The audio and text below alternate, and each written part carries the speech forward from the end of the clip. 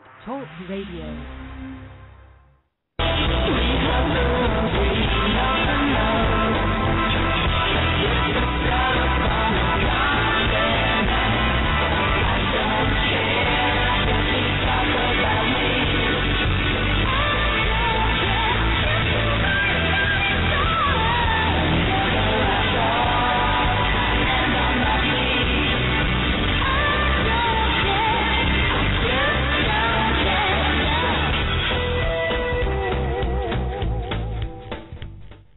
Well, a very good afternoon to you, and welcome to yet another episode of Xandermonium, the talk show that gets you talking. I'm your host, Xander Gibb, and on today's show, in part one, we will be taking a sideways swipe at recent news stories with my good friend, Tony Losacco. And in part two, we will be meeting singer Kenyth Mogan. More to come about that in a mere moment. You can, as usual, interact with us during the show in the chat room at the bottom of the page. I see some of you are starting to drift in. Or you can call us with your questions on 347-884-9061. That's 347-884-9061. Or on Twitter, you can tweet me.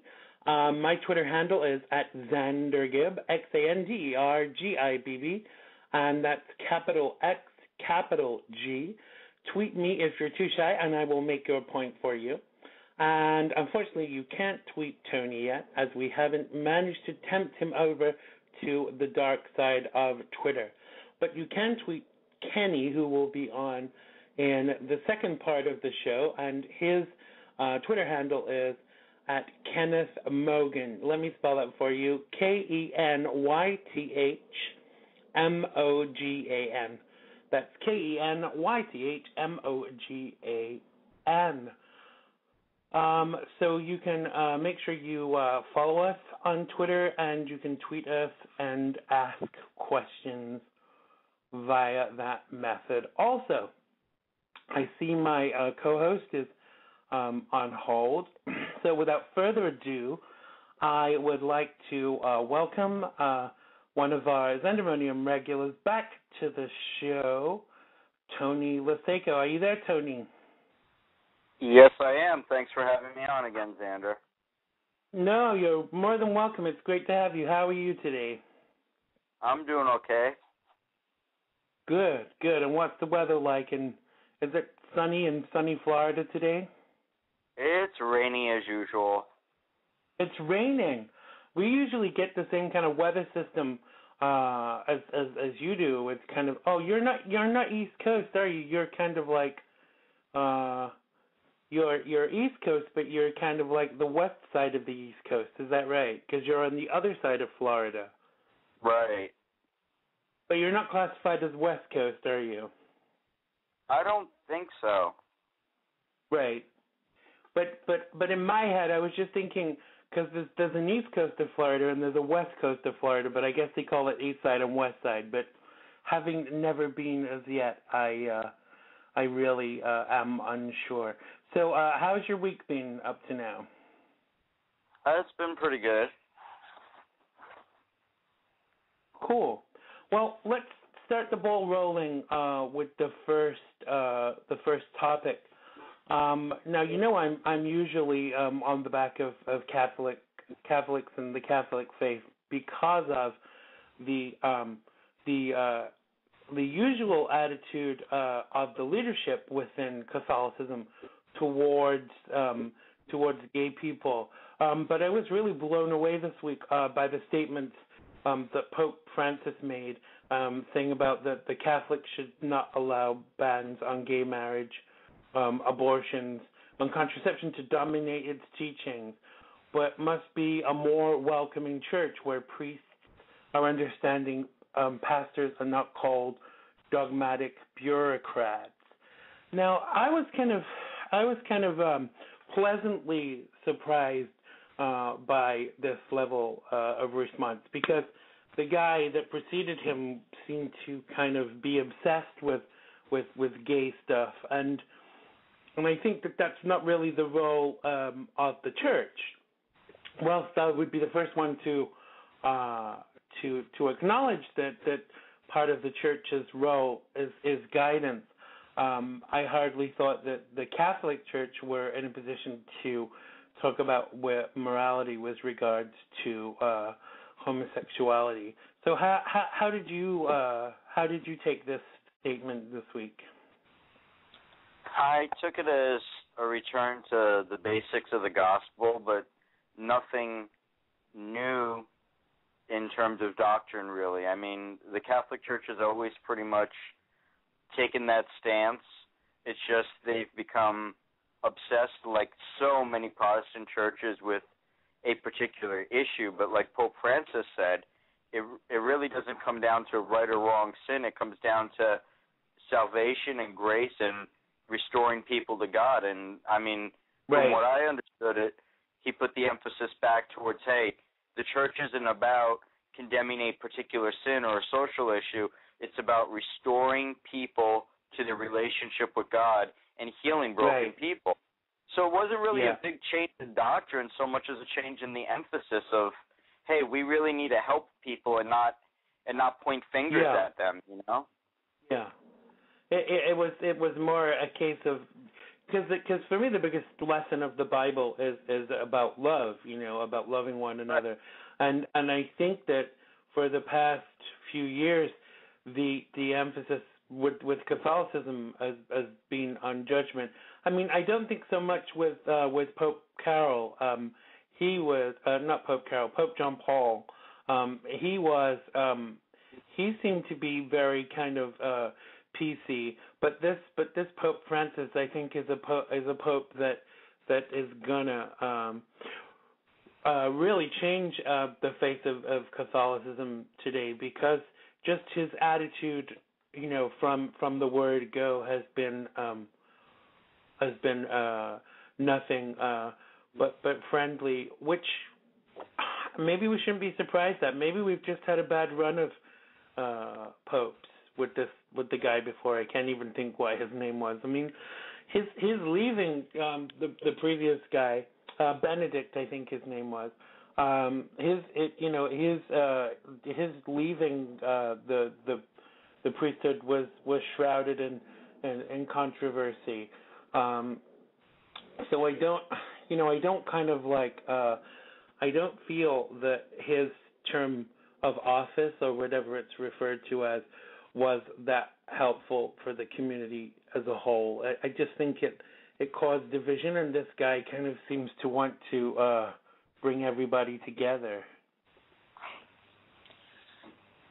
Yeah, and it's very ironic that the Catholic Church, which is known as the most conservative church, is taking the more liberal, gospel-oriented approach, where you have a lot of the Protestant churches that are still basically hell-bent on just condemning homosexuals and burning them at the stake if they could, quite honestly, you know? Right, absolutely.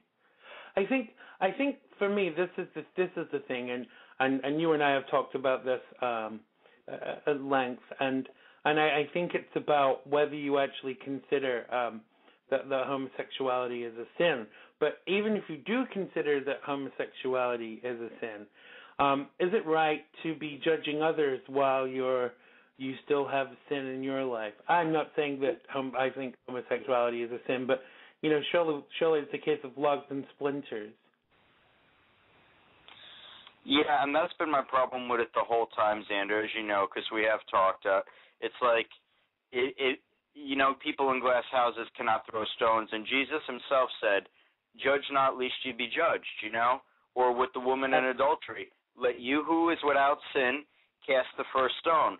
So to me, whether it's right or wrong is kind of, I don't want to say it's irrelevant as far as God's concerned. Of course it's relevant as a moral issue. Is it sin, is it not? But you can't single out one sin and pick on that as some great evil that's going to destroy society, and ignore greed and all these other issues, and selfishness. I don't believe there's any grading in sin. Sin is sin is sin is sin.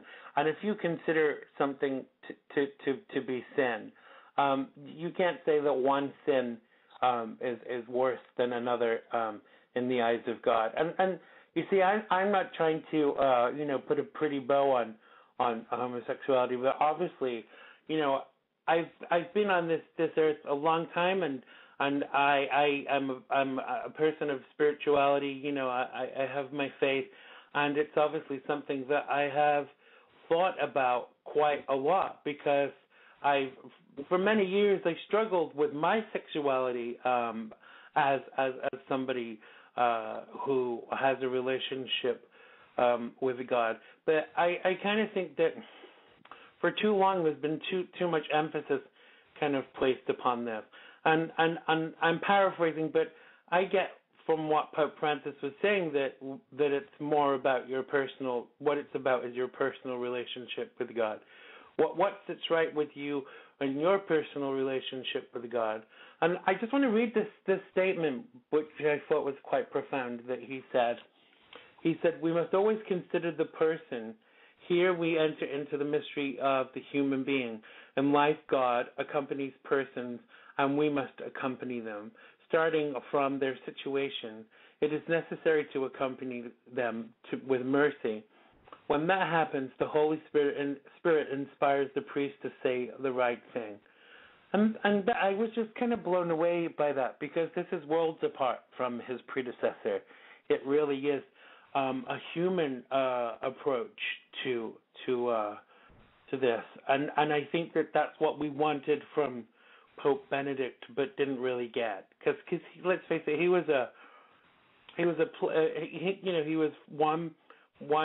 from one politically incorrect thing to another, and I don't think he did the church any good, really. Well, and once again, I think that this Pope Francis, as somebody that's studied the Gospels and Jesus quite frequently, he's just doing, Jesus said, do as I do.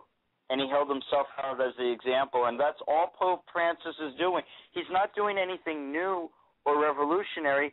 He's following the lead of his master. There were so many times where Jesus himself was accused by the religious leaders of the day of hanging out with sinners and this and that, and Jesus said, "Hey, it's not the healthy who need the doctor; it's the sick."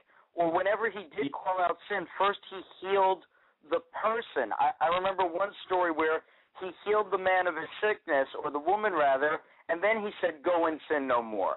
So he never justified sin, but he understood what Pope Francis is saying, which is he healed the person first. And once you have that person healed and restored, then they can worry about their relationship with God and their spirituality, and let God judge them. But it's not for you or I to do it. No, and I think that you say it's kind of, for me it's actually something different. It's a different approach. It's a more understanding approach, and I think that that's what we've needed.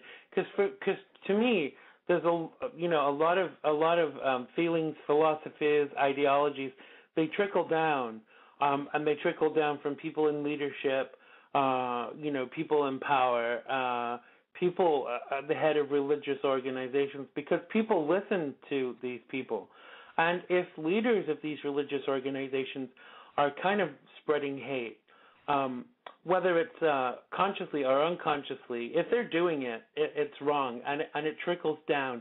And I think that, the community as a whole needs to be working together, not against certain sections of the community for any reason. And I think that when leadership kind of throws a spanner in the works and encourages this kind of behavior, I think it's atrocious, really, because the whole thing about leadership is that if you're in that kind of role, you should not be creating disharmony in any community about any particular section of that community.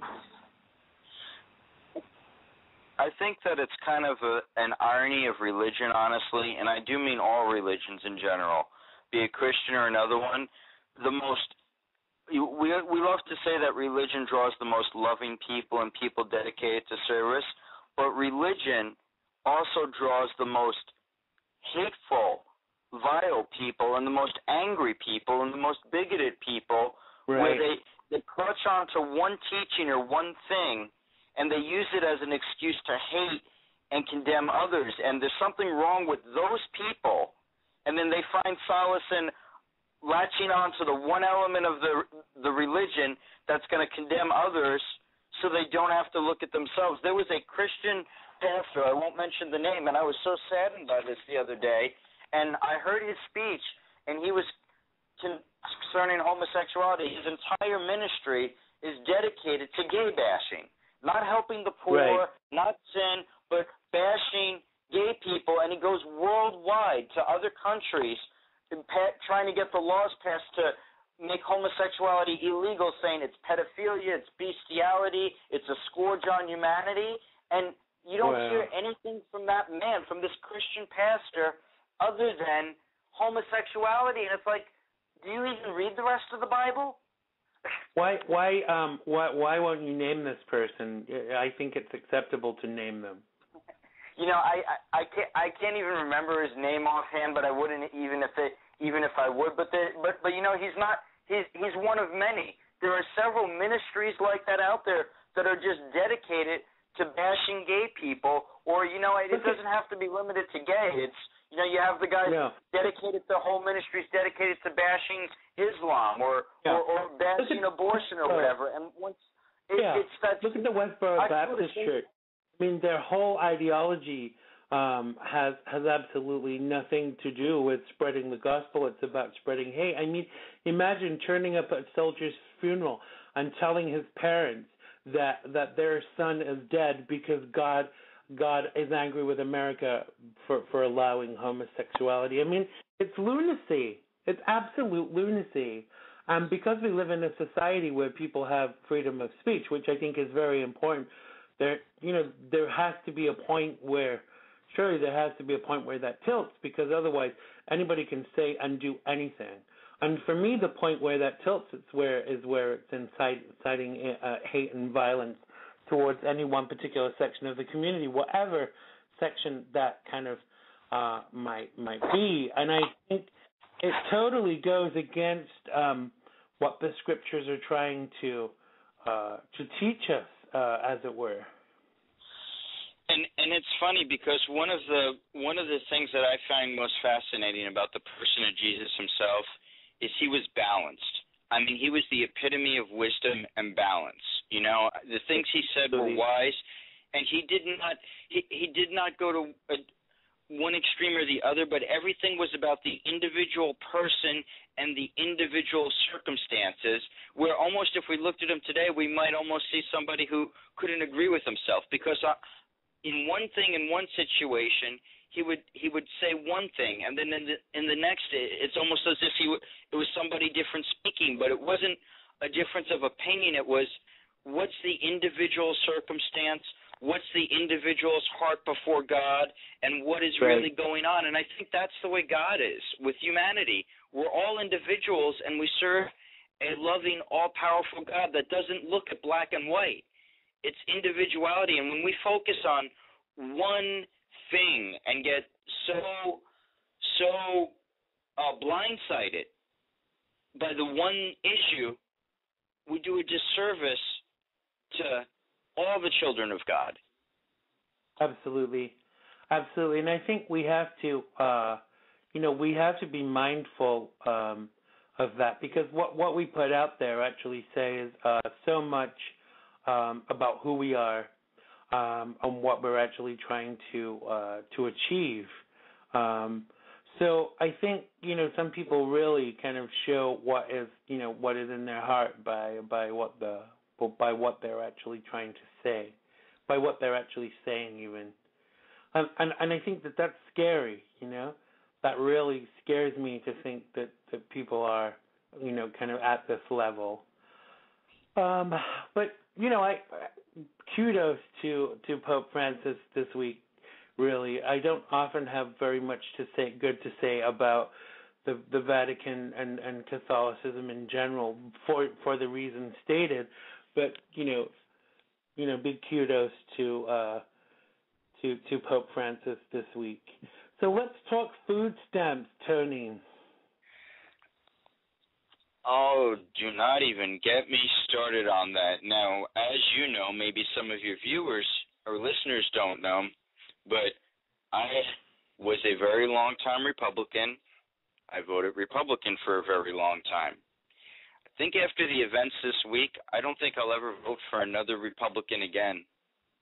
I mean, it's like there's no more pretend about it anymore. There's no more. We're going to pretend that we're for individual rights and liberty.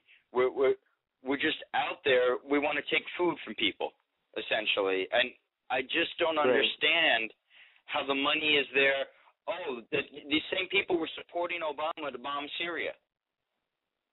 So we have the money to drop bombs on people in another country. But we don't have the money to feed our own people in this country.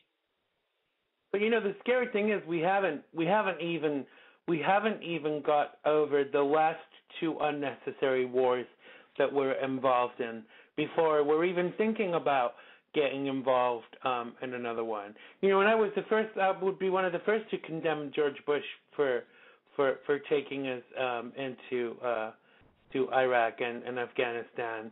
But you're absolutely right. My grandmother used to have this phrase, and she used to say, "Charity begins at home," and I never understood until I was older what that actually meant.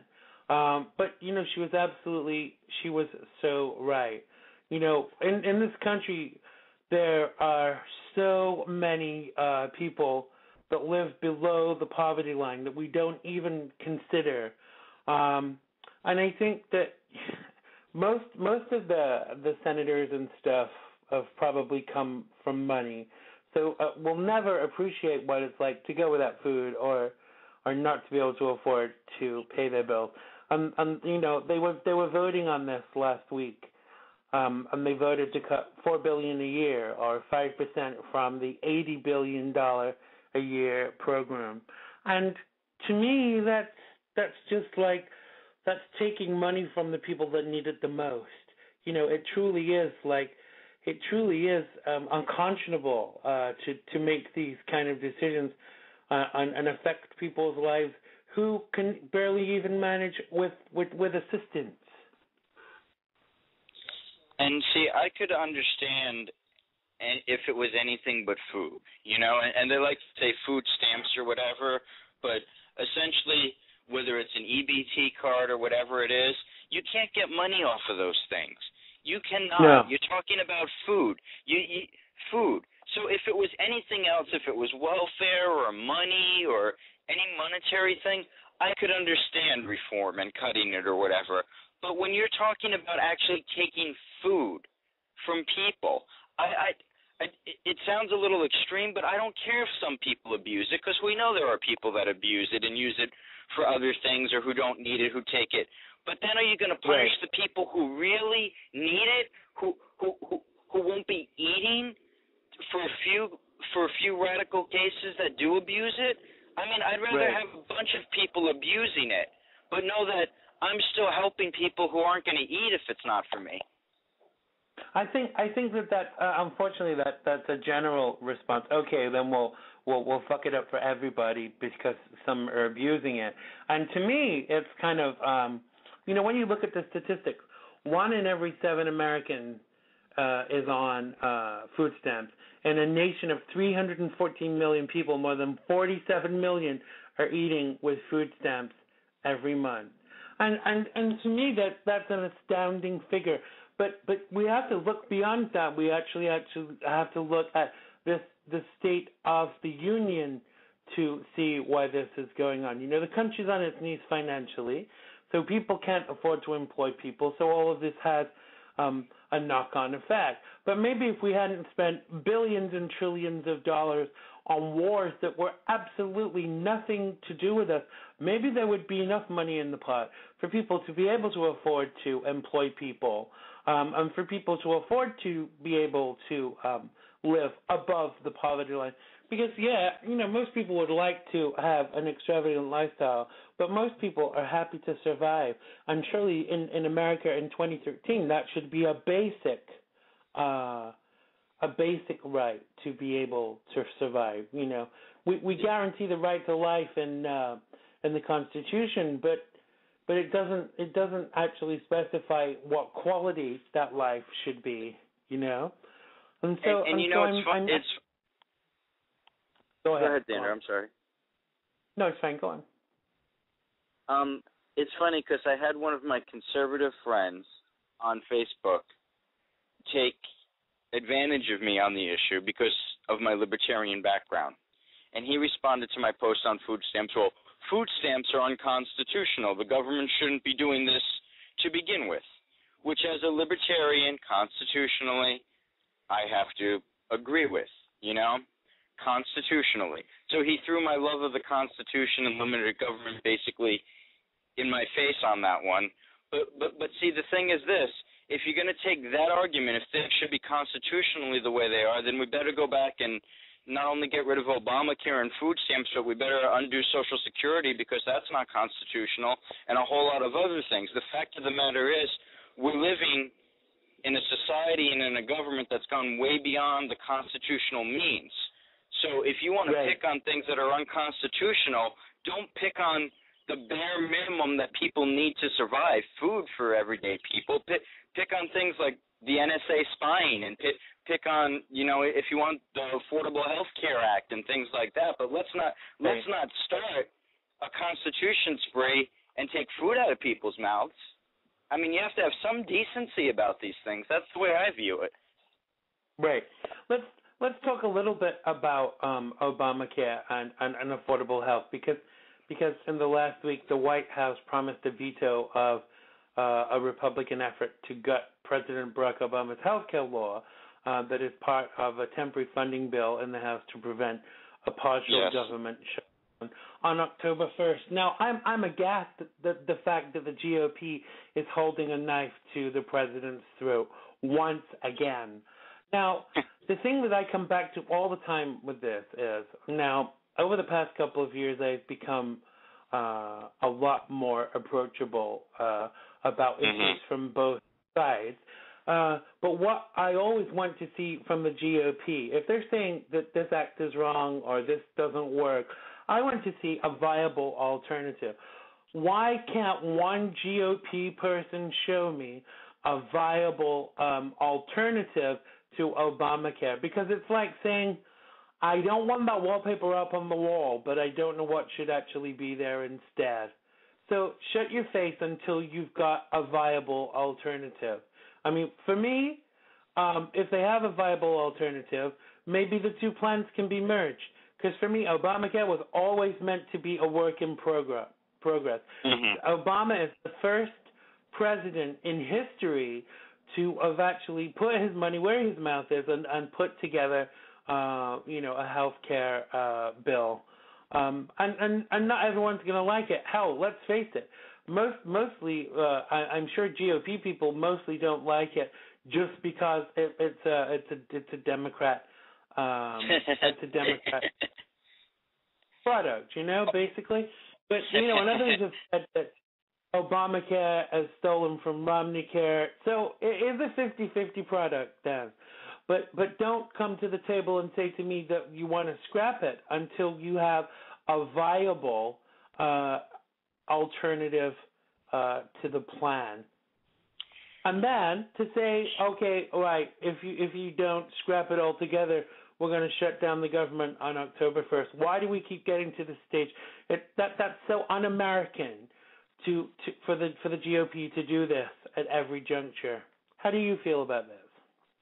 Well, I have very mixed feelings about it from the very beginning, and let me restate something that was said way on a year ago when this was before the Supreme Court. Just because the Supreme Court rules something constitutional does not mean that it is constitutional. It means that is the opinion of the court at the time, and it becomes the law of the land. I still feel that the Affordable Health Care Act is a travesty to civil rights and to the Constitution of the United States, and it's completely unconstitutional. It's a train wreck. It's a disaster. But I do not agree with the way the Republicans are handling it. because they exhausted the legitimate constitutional means. Once the Supreme Court ruled this is the law of the land, right or wrong, the court has been known within 10 and 20-year periods to completely reverse itself on issues, which I think might ultimately happen with this, quite honestly. But for now, the Supreme Court said, no, this is the law of the land and this is legal. As much as I disagree with it, in a democracy, you don't undo things just because you don't like them. Or we might as well be like Egypt. Isn't that what the Egyptians did? They held an election and some people didn't like it, so they overthrew the government, right? Absolutely. I mean, it's the same sort of thing to a lesser degree. It's the same sort of thing. It's people who didn't get what they wanted now threatening to shut down everything because they didn't win. Absolutely. And that's not the way democracy works. No. It's so un-American, and I actually hope I never meet John. I never know how to pronounce his name. Boehner. Yes. John Boehner. Is it Boehner or Boner? Anyway, I hope John I never Boehner. Because I think that whatever the hell his name is, I think he's the biggest idiot that God ever put breath into, and how he ever got elected, I will never know. You know, just some of his comments make me want to give him a good slap, because if he's not crying, he's whinging, and I can't stand crying, whinging people. You know, do something positive. Say something positive. Effect change in a positive way. Don't cry. Don't whinge. Do something positive. And this guy doesn't have a positive bone in his body. On Thursday, he was saying, jabbing at Obama for saying he won't negotiate with Republicans over raising the debt ceiling. But he said that the Obama administration had negotiated with Russia over how to address chemical weapons in Syria. I mean, the two are totally different things. Or maybe the Russians are just being more reasonable. Right.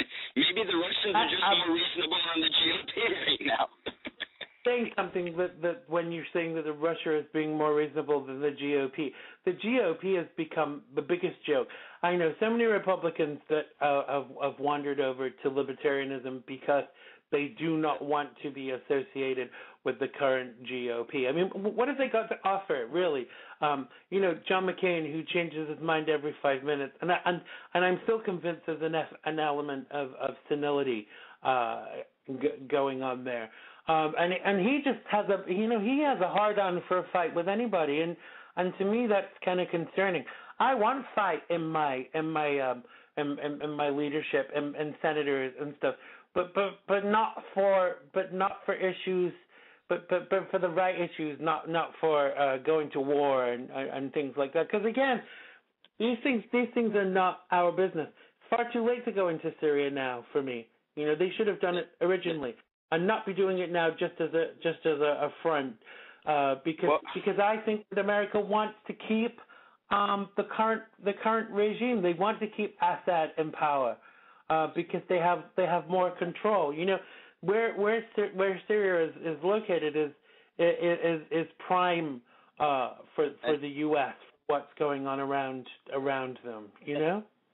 And once again, I let me be clear. I'm just making a point. I would never be for this as a libertarian, of course, but I'm using it to demonstrate our country's priorities are backwards.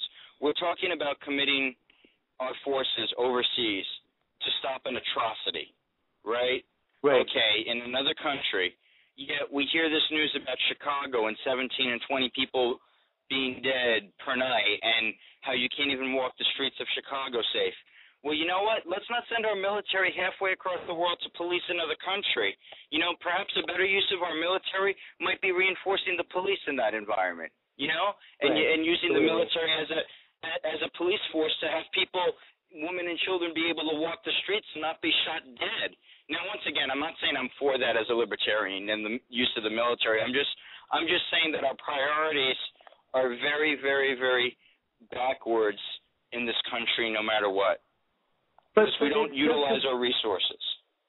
But it's just as equal on both sides. You know, whether you consider yourself a Democrat, Republican, Libertarian, it's kind of you're going to find fault with all of them. And if you can't find fault with your own party, then to me that's concerning. It's like, every party has its flaws. Every party has its inadequacies.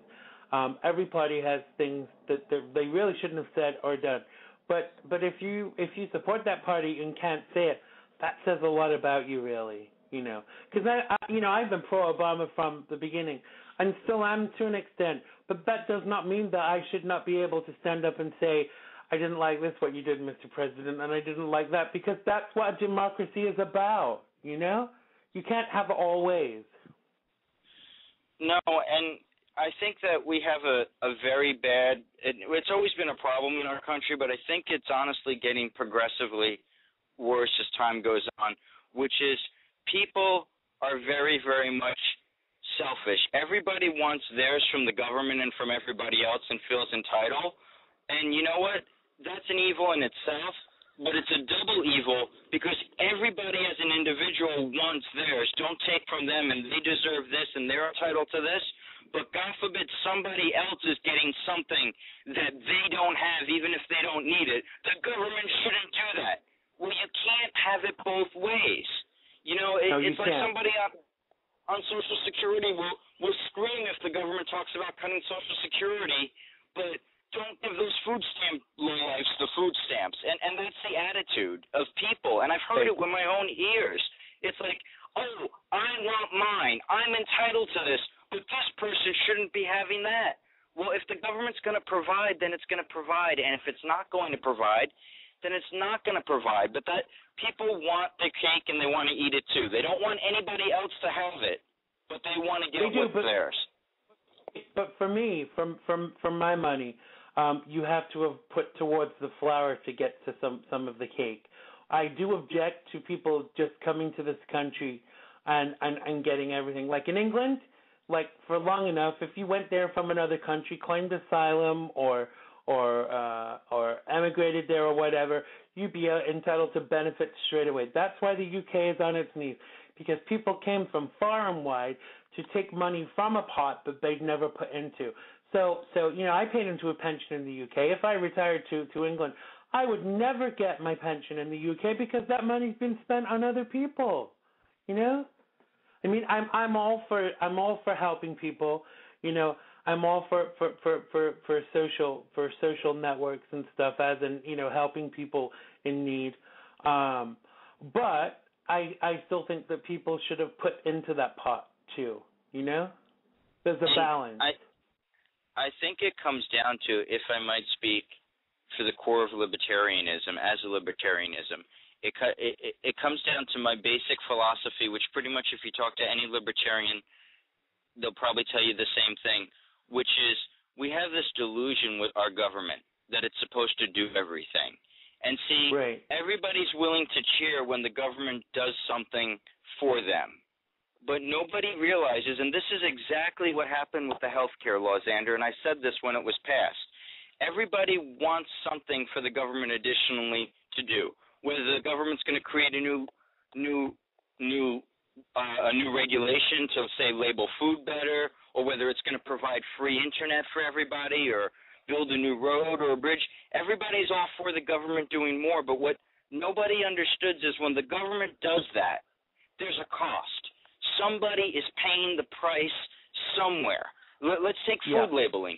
If the government tomorrow decided to label everything with allergies on it and require big red labels and new labeling so that nobody would die of peanut allergies or gluten allergies anymore, and if they required new labeling, guess what? The price of food is going to go up because the manufacturer is going to pass that cost onto the consumer. And that's what's happened in the Affordable Health Care law. You hear people screaming right now, oh, well, the companies are cutting hours to part-time hours. People are going to lose work and lose jobs. You should have known that to begin with. These companies are not going to take the loss because they have an additional expense. So what they're doing is, yes, some people got free health care, but somebody else now is paying for it. That nothing happens in this life for free. And that's the problem. It is indeed. Let me just give out the number. Tell us what you think. Call us 347-884-9061. That's 347-884-9061. Do you agree with Tony? Do you have a different opinion? Do you agree with me? Do you have a question for one of us? Give us a call. So let's talk about something completely different now. One news item that caught my eye this week was, not just because it had Dairy Queen in the title, I have to emphasize, but a visually impaired customer accidentally dropped a $20 bill at a Dairy Queen in Hopkins, Minnesota, and one of the employees there, Joey Prusak, was shocked by what happened next. A woman behind him picked up the $20 and put it in her purse, as if no one saw it. But what this young guy Joey Prusak did inspired another customer to write to the store praising this young guy. He basically told the woman that he saw what happened, and she denied it. He said, can you return the money? And she wouldn't return the money, and she made her purchase and then left. So this young guy, who's probably on $5 or $6 an hour, minimum wage, took $20 of his own money and gave it to this visually impaired guy. And it really kind of the story moved me. It kind of restored my faith in human nature somewhat. He said he felt it needed to be done, and to me that's kind of going above and beyond the call of duty. I think that's great. What do you think? I think that despite how we talk about the country being bad off, there's always going to be good people and bad people, and there are some really shining examples of what's right about our country yet, including the one you just mentioned. I heard a similar story about a young boy who wasn't alive during 9/11, who heard about it in a social studies class, and he saved up his change for 3 months, brought it into the local police station, and said, I want to donate this to the victims. I mean, wow. These are the things that the news should be talking about, but the news is all filled with the what's wrong, and we don't talk enough as a country about what's still right about America. I mean, I was a fan of Ronald Reagan, and he described it as this America, the city on the hill, and the best, greatest country, that beacon of light. And he had faith in the American people, no matter how bad things got, or whether or not you agree with Reagan or not, or everything he did. The one thing that people, I think, can agree with is he had a faith in this country and in the goodness of American people. And we can't ever lose that. No matter how divided we become or how terrible things are, we have to realize we still have to have faith and caring about each other. But like President Putin said of Russia, and I totally agree with him, we cannot let that go to the way of exceptionalism as, rah, America's the best, the greatest, the only country in the world, we'll rule the world, let's kick ass. And that's what some people, unfortunately, John McCain, want to do, and others like him, and bring that to American exceptionalism. No, we're exceptional as human beings, as children of God, and there's still good in us, and we need to support and encourage each other despite no matter what's happening, and the good in each other. But I think some Americans have forgotten that somewhere along the way. I don't know if it's a generational thing, but people of our parents' age kind of had that instilled into them, and then they tried to instill it into their kids. But I think that pride has been lost in some people somewhere, and I think that is a shame because I think that this is the greatest country in the world, but we're not as great as we once were, and I wonder what it will take to return us to our former glory.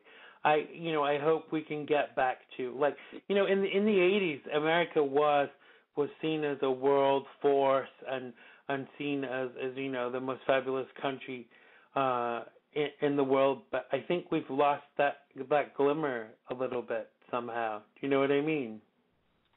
I do, but I hold a different view than most people, honestly, Xander, on it. For example, as a libertarian and as a strict libertarian, technically I don't believe in any sort of welfare, health care, food stamps, Social Security. I believe it's all unconstitutional and the government shouldn't be doing it. And I've had people come back at me for that and say, well, you're saying we shouldn't take care of people. You're cold-hearted. You're evil. And I've literally had these things saying to me, but it comes from a difference of opinion. No, I'm not cold-hearted and evil. I still believe that the majority of people, if their neighbor was hungry, would feed them. You might have one or two selfish people that would turn their back on their neighbor, but I think the majority of us as Americans and as human beings, furthermore, will help each other in need. And I think that the more the government does, gives us an excuse not to. But I still believe the best in people. And maybe that's old-fashioned, maybe that's naive, but I believe that people left on their own will have goodness in them and will take care of other people. Of course you're going to have that one or two exceptions in the evil people or the selfish people, but I think the majority of us, if we see somebody in need, we'll give and we'll help that person out, whether it's a car dead on the road. Right. 10 cars may pass by, but there's going to be that one guy that stops, even if he's late for work. And that is what it means to help each other. Right. And I think that, like you said, we don't hear about those nice things often enough, because it's not nice things that make good headlines, unfortunately. I mean, for me it does. That was a news item that really kind of warmed the cockles of my heart, as it were, this week. But I would far rather read things like that than, man kills 6 with a machete, or, instead of the sensationalized news that we've become accustomed to and spoon-fed for so long. But I hope that's gonna change. Let's talk a little bit about, I don't know if you heard this, but apparently earlier this year, Walt Disney angered many people in the Mexican and Hispanic community when it tried to trademark the phrase. Now, you might have to correct my grammar because I don't speak Spanish so well. Dia de los Muertos. Day of the Dead. Did I pronounce it right? I don't know. My Spanish is not up there either. I'm sure Chef Kiko call in on that one. so good. Maybe we'll check with Kiko later. Well, this phrase, Day of the Dead, it's a holiday in many Latino cultures that remembers deceased members. And to some, granting the trademark would be like letting a company own the word Christmas or Thanksgiving. This is not the first time any company has attempted to put a trademark on a word that seems like it's part of the common domain. Now, even though they didn't get the patent, the trademark for this Dia de los Muertos, there was still kind of a lot of a to-do about it. And apparently Syracuse University is attempting to trademark the word orange, which is the nickname of their athletic teams. But other schools with orange uniforms, like the University of Tennessee and Clemson, have filed objections to the idea that one school can own a color. Now, Disney only dropped the trademark because they didn't manage to be successful with trying to register it, but they're still using imagery that pertains to it. What do you feel about this with regards to trademark? Do you feel that you should be able to pick whatever you like, or do you think it should be kind of within reason?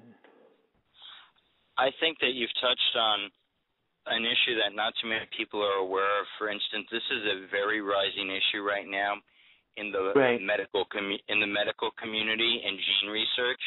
There are medical companies out there trying to patent the human gene, certain human genes, and you wouldn't be able to use them. And they lost right now in the Supreme Court. As the Supreme Court took the stance, no, you cannot own something that's a part of humanity. And it comes down to that that sense of evil and greed, I think, whether it's a phrase, a universal term, but that's what it is with society as a whole right now. People are seeking to take freedom. And see, that's just another example of it. You know, a phrase. Okay, you can't use this phrase anymore. You know, my own profession's an example of that, Xander. I don't have a license to be a professional counselor yet. I'm not licensed, right? Now, helping people, for instance, the term generally used to help, when you think of helping somebody, I help someone, the first thing you're going to say is advice or counseling, right? That's usually what comes to mind. But legally, I can't use the term counselor. So I can't say, hey, I want to help you, because somebody has a license and a patent on it. And you know, it goes that way with the... Is that not to do with insurance within the field you work in as well? Like any advice you give within your profession, like I don't know from my personal experience, when I was doing my training over in the UK and when I was learning to be a counselor and stuff, I couldn't call myself a counselor, because if I said I was giving counseling and somebody died as a result, or I gave bad advice and whatever, it was an insurance issue for them. Is there an element of that with this? A little bit, but that would be easily solved, for instance, between making a distinction between you're a licensed counselor and you're not. And the same holds with a lot of the fields. For instance, here's another example, not in my field, so I don't seem selfish. I can't hire a handyman to work on my house. I cannot hire a handyman. Why? Because they will be arrested if they don't have a license to do carpentry, if they don't have a license to do electric. So basically, people who know something. Or is that everywhere? I don't know if it's everywhere. I know it's definitely in my area and in Florida, because they're unlicensed contractors. But here's the thing, when you do that, and the reason I draw the parallel with the trademark is it's a restricting of human freedom. For instance, if there's a drunk homeless guy on the street that can't hold a job but knows how to wire my house, right, and how to do some electrical work, and I need that done, and I know he knows his stuff, but he's a druggie or whatever else, what business is it of anybody else's if I want to give that man money and if he wants to do the work and I'm assuming the risk? I agree. I agree with you totally. What's to say that I shouldn't get the retired guy across the road from me to paint my porch or to do whatever and give him a few bucks for doing it? Do you know what I mean? And it goes back to the trademark thing you mentioned, because it's the same sort of thing where people are seeking to license and make money off of universal things that used to be just public property and accepted to do. That's how I tie the two in, honestly. I'll give you an even more poignant example that's really closer to home. A couple of weeks ago, I received an email. I own a website. I own a what's it called? Domain name. I own XanderGibb.biz, and it was when I lived in the UK. I set this up, and it was very popular at the time. And I didn't go with XanderBiz.com because everybody was going with .com. 2 weeks ago, I received an email saying to me that if I wanted to, I could buy XanderGibb.com. Now, that's my name, Xander Gibb, for $5,000. And I thought, what a cheek. No freaking way. Legally, I was supposed to get first dibs on my email address, on that domain name, but I didn't get it. It wasn't offered to me, so they broke the law with that. I'm looking into the way forward. But why should someone, that's like me calling you and saying, hey, Tony, I just bought for $20, because that's how much your domain name costs per year. For $20, you can have, for $20, I could get Tony, I could get TonyandKiko.com or yourfullname.com or Kiko'sFullName.com and then offer it to you at a higher price. To me, that is disgusting, because if you don't own anything else, you own your name, you know? And it's a growing problem, and I think it's going to get worse as time goes on with the Internet and with these legalities. And I think a lot of it has to do, and I don't want to speak too much beyond my realm of knowledge, but I think a lot of it has to do with people just wanting not to allow freedom anymore, but for everything to be controlled and I think making money is a big part of it too. Right. That's why this asshole wants to sell me my name. This is why this asshole wants to sell me Xandergibb.com. And I won't go with it. I'm working on something else, another change from my website. But it's like I was informed a few weeks ago, somebody said that they'd come up with the name recently, and they'd come up with the name for my radio show, Xandermonium. I've been using Xandermonium for over 20 years. So, don't tell me you've thought up stuff that I've done. All of these things are kind of concerning because they're all infringements as far as I'm concerned. Because if you don't own anything else, you do own your name. No one should be able to make money or privatize or copyright your name before you. It's concerning. And here's another example which you haven't heard too much of, and this is the scariest example because it has to do with freedom of expression and freedom of speech. There's talk now in Washington circles and among the elites because of all the bloggers out there calling themselves journalists, because right now anybody can call themselves a journalist, obviously, with a blog. They want to now define what a journalist is and isn't. Therefore, and you know what that's going to go towards? Once they create the definition, then there'll be a certification and a license. So then only certain people will be allowed to say they're a journalist or they're a commentator or whatever if they pass the professional standards.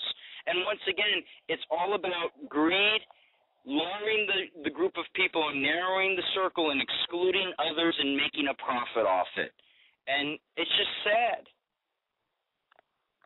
I agree with you totally, and I think that it's unfortunate that the profit is plays a big role, in all of these things. Money is a great motivator, unfortunately, and I'm all for people making money. That's what the backbone of this country is about. That's what the American dream is about.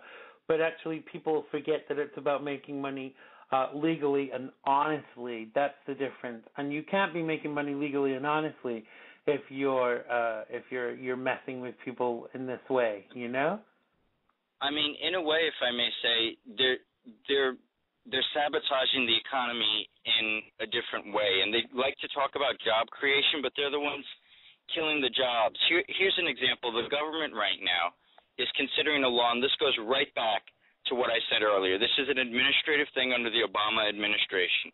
They want to require movie theaters, any movie theater now, to have devices where the deaf, hard of hearing, and visually impaired can see the movies and hear the movies so they can go out and enjoy a movie themselves. Now, once again, on the surface, that sounds like a great idea and a great reform, right? We're going to uplift these people who can't go to movies right now, and then they'll be able to see a movie like the rest of us. But do you know what a lot of the independent movie theaters are saying? If you pass this regulation and force us to buy this equipment, we don't have the money left, the big guys. We're going to have to close our independent movie theater. I have a $1 theater, a $3 theater by me. Let me tell you, if that administrative regulation passes, that $1 theater does not have the money to up its equipment to get all those devices needed so that the deaf and the hard of hearing and the blind can watch a movie at the $1 theater. They're going to shut down. And you know what that's going to do? That's going to cost jobs. And that's going to hurt the economy ultimately because the people spending the money there aren't going to go see a movie. And see, we don't think these things through, or at least our leaders don't, as a society. Whenever you want to do something significant or create a reform and change things, you have to think through about the consequences, and you might be lifting somebody else up, but are you really hindering the freedom of somebody else? And see, that's the golden rule for me. Freedom for all, as long as your freedom does not interfere with another's freedom. Don't harm another person to get more for yourself. So if it doesn't harm others, that's great, but if it's going to harm others, then that's not right. I think that unfortunately most people don't take that into consideration when actually making their decisions about what they're going to do in their life, because I think some people don't have a conscience, and to me that's a concern. If they if they Go ahead. I'm sorry, Xander. We had this happen in Florida, by the way. Exactly what I'm talking about with the internet cafes that were doing the online gambling. Some people were getting ripped off. It became a very big news story. There was a politician involved, and it became the popular thing. So they outlawed internet cafes and gambling, saying they were illegal gambling operations, right? But here's what happened. So the thought was, we are stopping these people from taking advantage of these poor elderly folks and gambling, and we're stopping this. That was the thought behind it. Well, those sweepstakes places closed throughout the state. Guess what? They were employing a lot of people who couldn't get jobs elsewhere. So when you did that, you killed off those jobs, you killed off those businesses, and then you had a lot more old people who said, you know what, I had nothing else to do with my time, and that was my money, and I enjoyed doing that rather than going and playing bingo. Why did you take this from me? I think that unfortunately in society there's an enormous element of control. And I always have to laugh when I hear people say, we can't allow people to do that. Who freaking says we can't allow people to do that? Don't try and control me. This is the United States of America. My liberties and freedoms are down on paper. So go look at that damn document before you try and tell me what I can and can't do. That's my kind of level of response.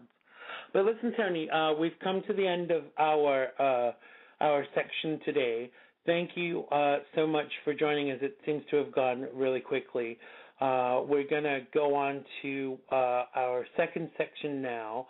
But thank you for joining us as co-host today, and I look forward to talking to you again really soon.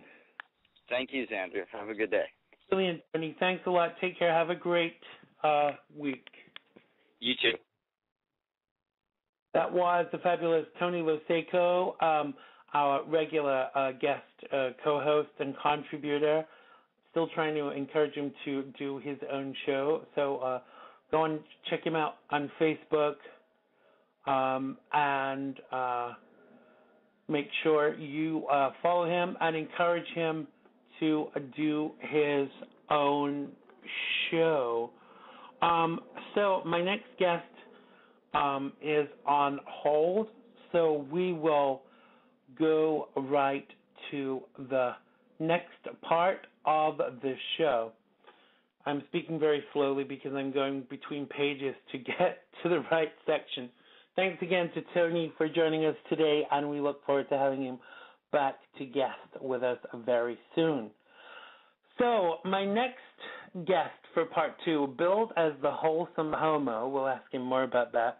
Kenyth Mogan has been making connections and working behind the scenes in Hollywood since he was still in high school in Montana. He's worked on movie sets, web series, and even published a manga-style graphic novel called The Phoenix Chronicles Awakenings. Now, 7 years after moving to LA, he's finally taking his first steps into the musical spotlight with the release of his first EP. So without further ado, let's welcome to the show Kenyth Mogan. Are you there, Kenyth? I'm here. Hi, welcome to the show. How are you? I'm good. How are you? Thank you for having me. I'm fabulous. You're welcome. It's great to have you. So how is LA today, and what is the weather like? It's nice today where I am. It's not too warm. It's been unbelievably hot the past couple of days, but I hate you. It's really cool here. It's been like the summer has died and gone away.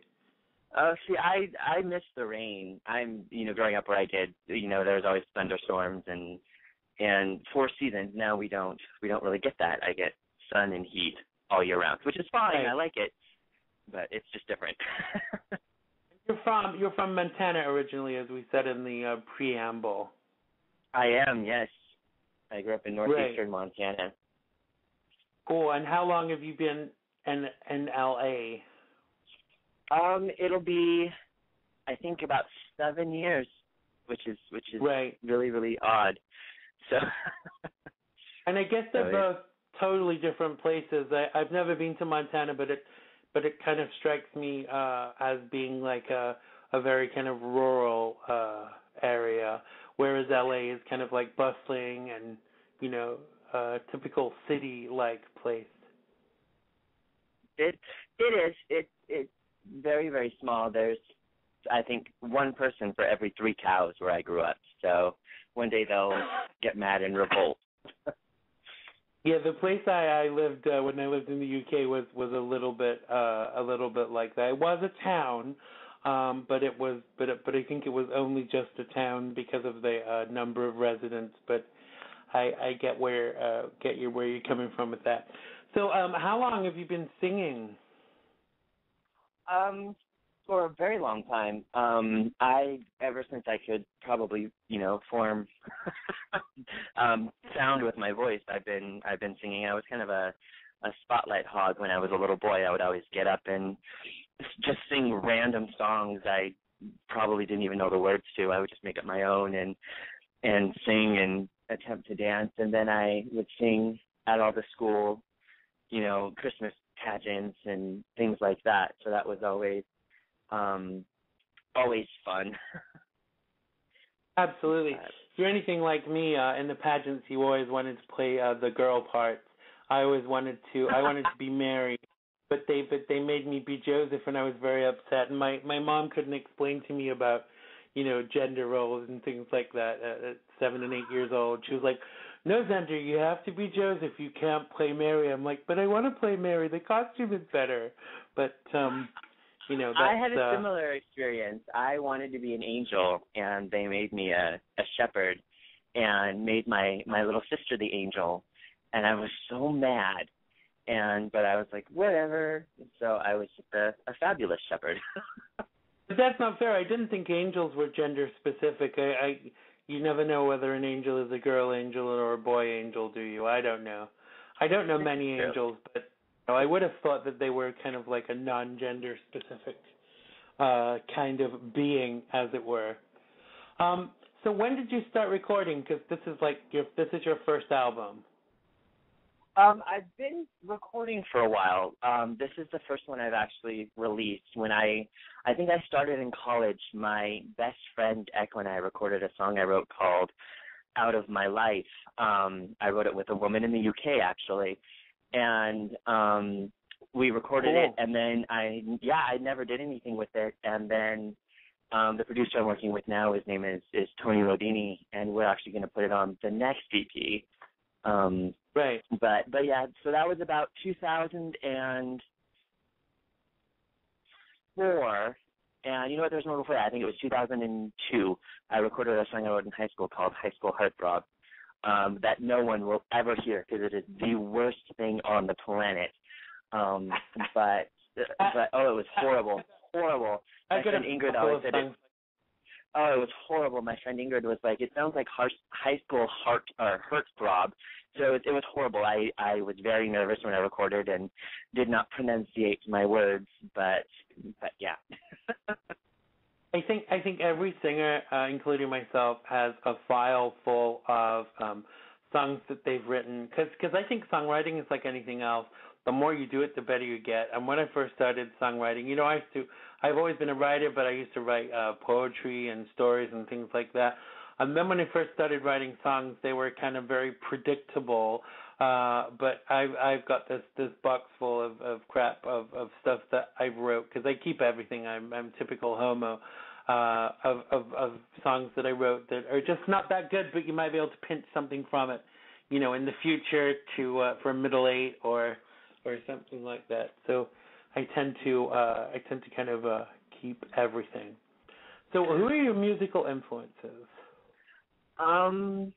I grew up listening to singers like Tiffany and Amy Lorraine, Madonna, Meatloaf, all the 70s people, and the Bangles, and a lot of country. I had a lot of country growing up. I actually had my dad's cousins were in a country band, and I had a couple other family members that have recorded, some country music, and that's what I grew up in. But yeah, so I grew up with a lot of Tiffany and Belinda Carlisle, and I guess it was ever on pop radio at the time. Right. And do you think that influenced you in your style of stuff that you choose to do? Ask one of my best friends, and he'll say that I'm just stuck in the 80s, which is probably true. That's not a bad. The what? That's not a bad thing. I don't think so. I love the 80s music, and I've gotten to meet Tiffany and have communicated with her on several occasions. She's a very wonderful human being, and so I actually sent her a copy of the EP not long ago and said, hey, I want you to listen to it. And Samantha Newark, who was the voice of Jem in Jem and the Holograms, which was a huge influence on me. I've gotten very lucky where I've gotten to communicate with both her and Britta Phillips, who was the singing voice of Jem, and they're both just super awesome. And Sam actually posted on my Facebook today and had liked the EP and stuff. So I'm just kind of floating on cloud nine right now. That's absolutely great. But are you truly outrageous? Yes, truly outrageous. Jem was awesome. My poor parents were forced to have me watch that, I think, in Rainbow Bright, over and over and over again. What I want to know is, did your parents let you have a Barbie and Action Man, or were you only allowed an Action Man? But, my parents were pretty liberal. I didn't really get Barbies, but I did have the Rainbow Bright dolls, and I think I got from my grandparents and some aunts and uncles. And my dad got me all the He-Man. I saw a video of me when I was probably 3 or 4, and my dad thought like Tornado Man or something from He-Man was the Hulk. And I, at 4 years old, was correcting my father and telling him he didn't know anything about cartoons, that was my world. And so they were awesome. My parents were very, very cool, and so we had a lot of, and I had a younger sister too, so we just always kind of played with our own, mixed our toys and things like that. Right. So, yeah, I got both, the best of both worlds. So what's your favorite era of music? My favorite era is probably, I would have to say probably the 80s and the early 90s. There's a lot of great music that came out of the early 90s and things like that. So yeah. Well, you're preaching to the perverted. I love the 80s. It really is one of my favorite eras of music. I often get told, as a talk show host, you should always say your favorite era of music is what's going on right now. Hell no, some of the stuff from right now I really despise, but other stuff I like. But my favorite era is the 80s. I'm an electro person, and so the 80s was like full of electro. So that I think that's kind of partly why it speaks to me. But it was all very kind of like camp and poppy and gay too. So I think that kind of that really helped. Yeah. Well, okay, so go on. Go ahead. No, I was going to say let's listen to one of your songs, but finish your thought because I interrupted you. Oh no, that's what I was going to say. Like, if you look at my bedroom, there are CDs from Tiffany and Amy Lorraine and Belinda Carlisle strewn all over the place. So I completely agree with you. The 80s was a very wonderful, wonderful time in music. Absolutely. So we're going to play one of your songs now called Fall Apart, written by Tony Rodini. Do you want to tell us a little bit about the song? And this is going to be the first single, am I right, from the EP? Yes, it's the first single that's actually been played on a couple radio stations. It's out now. And Tony and I were talking about writing an original song since we started the project. And he had started Fall Apart. And I kind of sat in and we kind of worked on it a little bit together. I mean, he did most of everything. I was just lucky enough I kind of sat there and got to throw in my 2 cents on what I thought might be cool. And so I was very excited about it. It was kind of the first one on the record that I really had a hand in as far as some of the lyrics went and kind of the vibe of it. And it was really cool. I think it turned out it's actually my favorite song on the record. Brilliant. Okay, so without further ado, this is Fall Apart by Kenny Mogan, and it goes a little bit like this. If I don't wanna have to fall apart, if I don't wanna, if I don't wanna, if I don't wanna have to fall apart, take me back to when we were so happy, take me back to when this love was new, we used to be the same person exactly, but now we're torn apart, split into two. And you say that you want me, and you say that you need me now, and you say that you changed, but I really can't see how. Back to the beginning, before it all went wrong. I just wanna turn this around. But I don't wanna fall apart. I'm tangled by your love. Can we go back to start?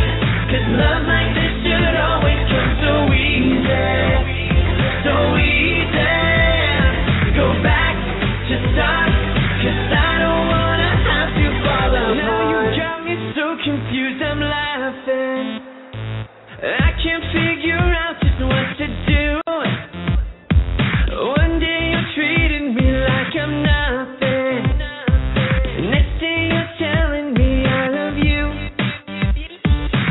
And you say that you want me, and you say that you need me now, and you say that you changed, but I really can't see how. Back to the beginning, before it all went wrong. I just wanna turn this around. But I don't wanna fall apart. I'm tangled by your love. Can we go back to start? 'Cause love like this should always come so easy. So easy. Go back to start. 'Cause I don't wanna have to fall apart.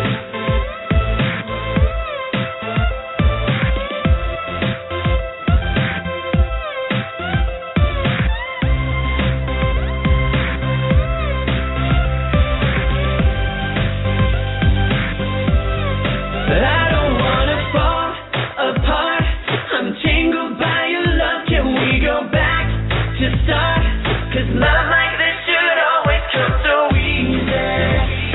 So easy. Go back to start. 'Cause I don't wanna fall apart. I'm tangled by your love. Can we go back to start? 'Cause love like this should always come so easy.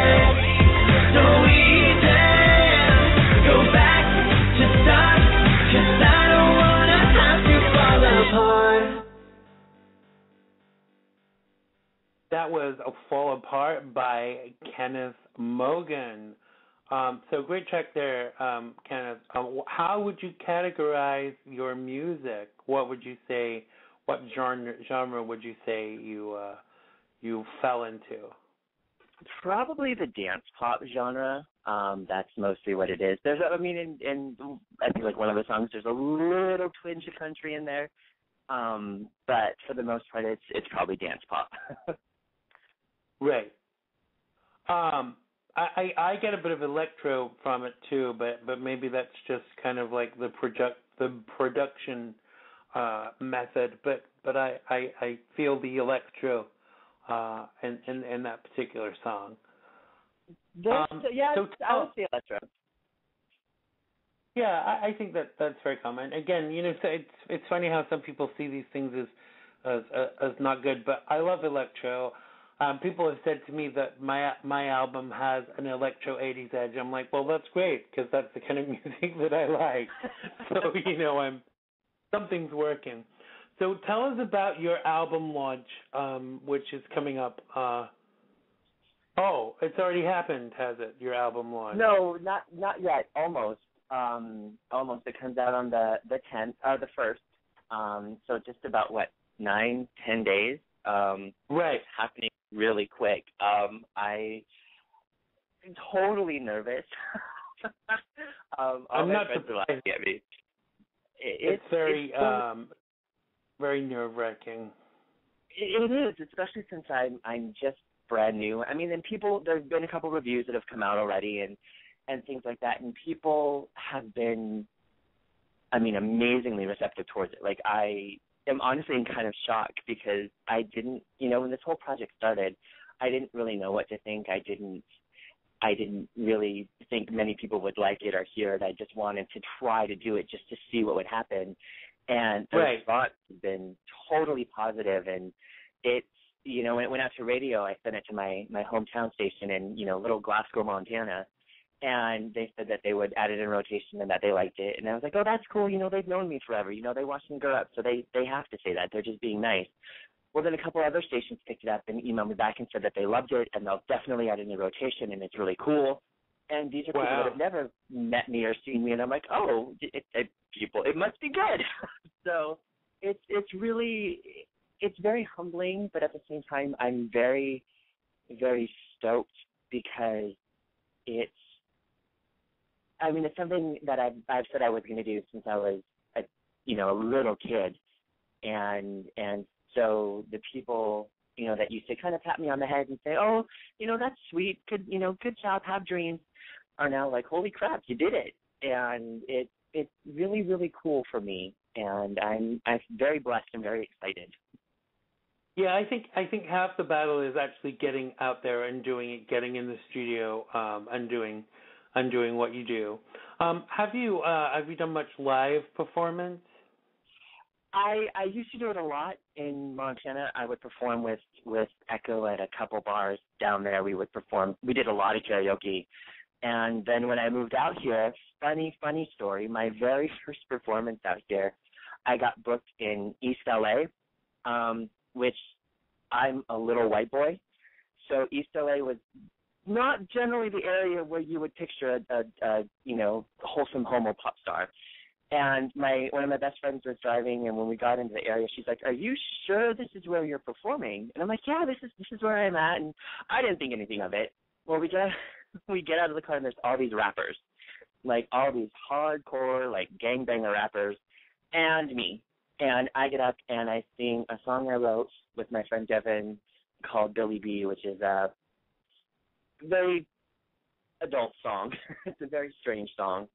And I performed that, I Think We're Alone Now, Brandy, You're a Fine Girl, and a song I wrote called In the Hands of God.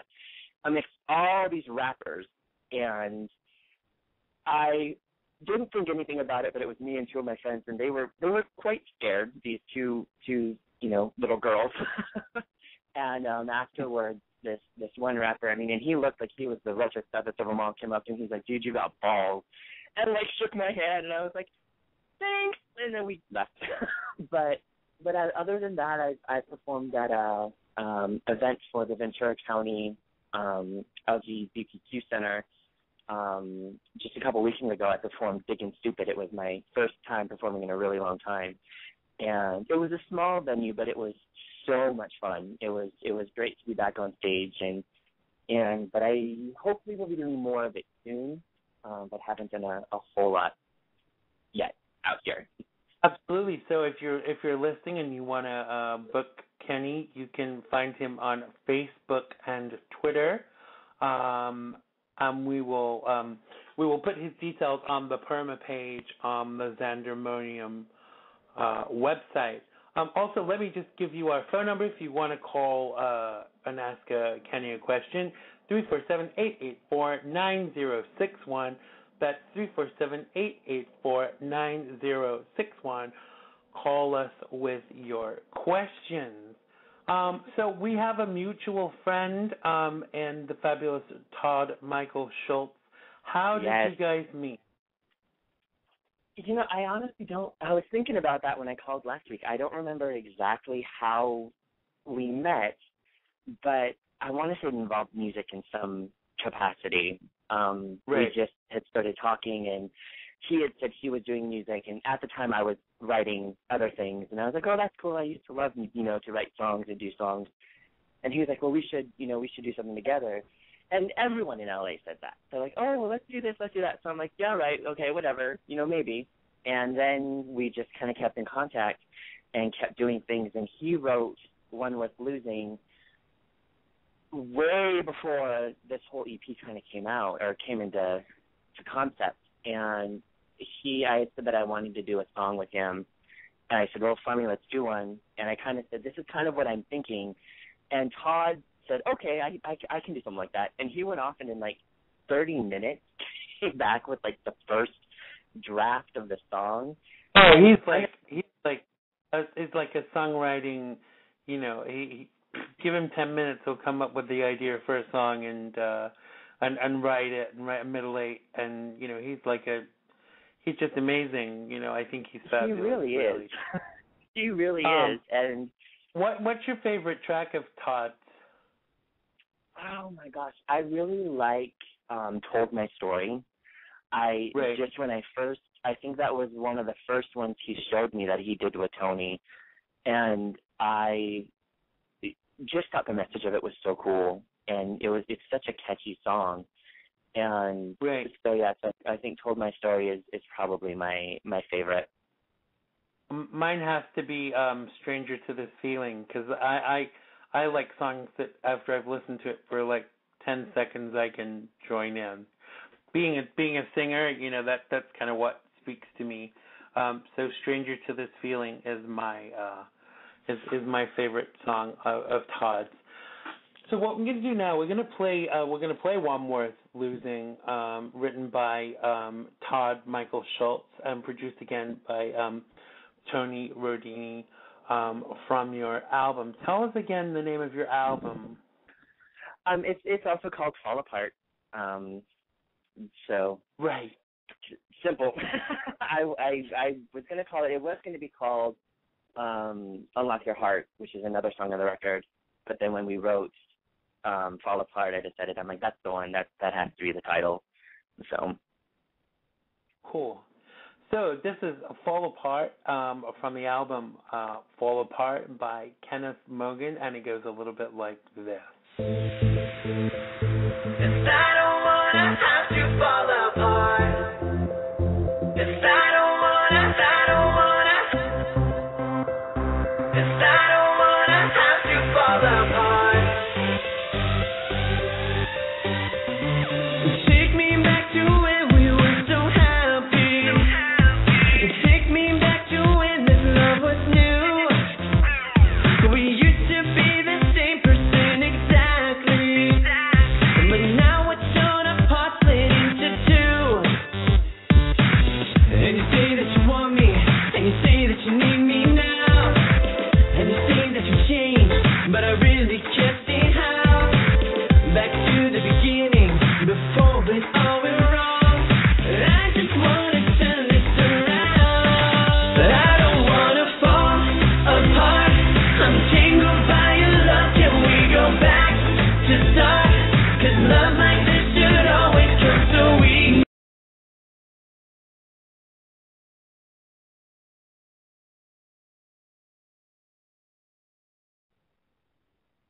I'm sorry about that. We had a bit of a technical problem. I played the same song again, so my apologies. This is the next song.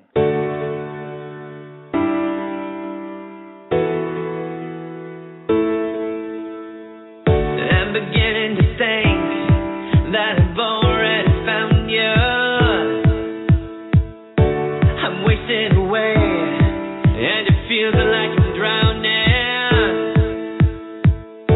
There's not a place or thing I can do. I think I felt when I first met you. I'm going crazy. I think I'm going crazy. Yeah. And now it feels like I'm so sedated every time we cross. There's not a thing left that I can say.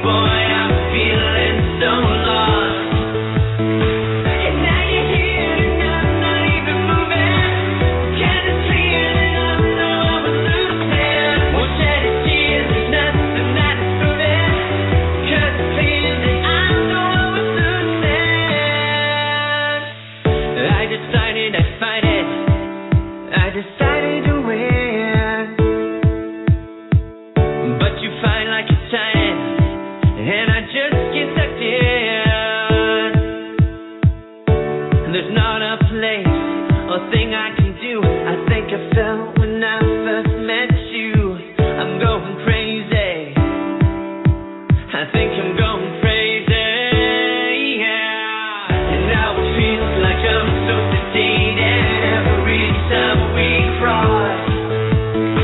There's not a thing left that I can say, boy, I'm feeling so lost. And now you're here and I'm not even moving. Can't clear and I know I was losing. Won't shed a tear, there's nothing that is moving. Cause it's clear that I know I was losing. That I know I was losing. That I know I was losing. And now you're here and I'm not even moving. Cause it's clear that I know I was losing. And now it feels like I'm so sedated every time we cross. There's not a thing left that I can say, boy, I'm feeling so lost. And now you're here and I'm not even moving. Cause it's clear that I know I was losing. Won't shed a tear, there's nothing that is moving. Cause it's clear that I know I was losing.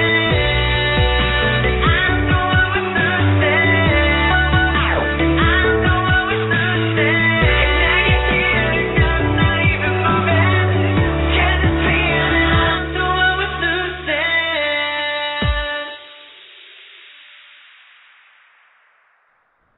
Oh, yes, indeed. That was One Worth Losing by Kenyth Mogan. My apologies. The software on Blog Talk, the buttons are digital and they're so close together. And if your cursor is not exactly on the button, it plays the wrong song.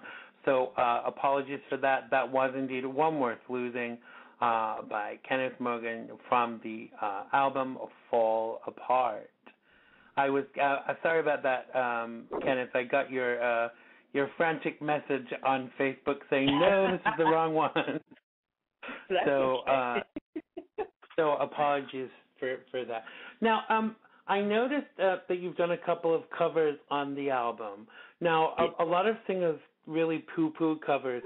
Now I think covers are really good as long as they're not like an exact copy of the original. Obviously, you don't have an issue with covers either, but what kind of response have you had to covering songs? And where did you come up with the choices? Because these are songs that are kind of they're very different to do as covers. What inspired you to do them?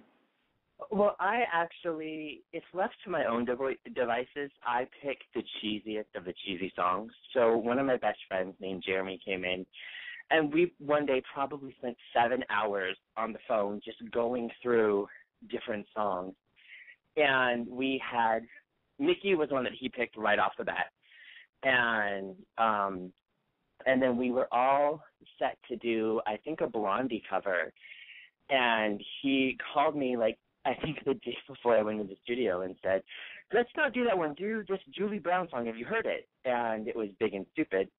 And at first play, I was like, oh, my God, this is me. Like, this is – I make the worst decisions when it comes to partners. And so I'm like, this is perfect. So I emailed Tony and said, this is the song we want to do. And he had it all ready when I got in for the next day. But the covers, as far as covers go, Don Phillips, who's a singer, he sang with Britney on, I think, her first record, Britney Spears. He said to me a long time ago, he's like, covers are a good way to get into the industry if you're not, if people don't know you, as long as you do it in a way where it's not an exact rip-off of the original. Yeah. And so that kind of stuck with me, and that's why the two covers on there kind of came about. Well, it's kind of funny. I used to when I used to go out as a singer in the UK, I used to do a mixture of covers and original stuff because I think that most people want to have something they associate with, but I think that when you go to hear someone sing, you want to hear their own stuff, but you also want to kind of hear something familiar. So it's a very good kind of like it's a great segue into doing your own your own songs, as it were. I think so too. Yeah, absolutely, and I think these people that kind of poo-poo covers, they're probably jealous that they couldn't take a song, and make a different, more interesting version of the original. But the two you chosen, one I hadn't heard of. Obviously, I'd heard of Mickey because Mickey was kind of like really a big hit for Tony Basil in the '80s. But the other one I'd not heard at all. So let's have a listen to Mickey, written by Mike Chapman and Nikki Chin. And as I said, the song was originally recorded by Tony Basil in 1981. Were you even born in 1981? No, I was not. But I do remember the video when TV came about. Yeah, I remember the video. The video is kind of a cheerleader kind of thing, isn't it? Yeah, there were like exactly. cheerleaders in the video. And Tony Basil with her hair and pigtails and stuff. Okay, so without further ado, this is Mickey from Kenyth Mogan's first album, Fall Apart. And it goes a little bit like this.